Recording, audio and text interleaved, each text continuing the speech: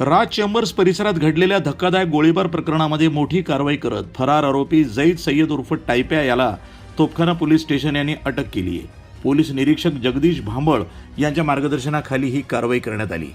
2 दिवसापूर्वी राज चेंबर्स परिसरात झालेल्या गोळीबारामध्ये अब्रार शेख हे गंभीर जखमी झाले होते। या घटनेनंतर आरोपी हा फरार झाला होता।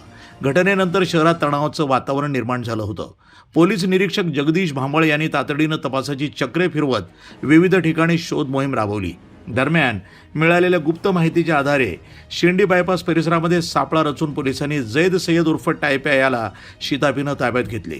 अटकेनंतर त्याच्याकडनं कसून चौकशी सुरू असून गोळीबारामागील नेमका हेतू काय होता, कोणते शस्त्र वापरण्यात आले आणि या प्रकरणात इतर कोणाचा सहभाग आहे का याचा तपास सुरू आहे।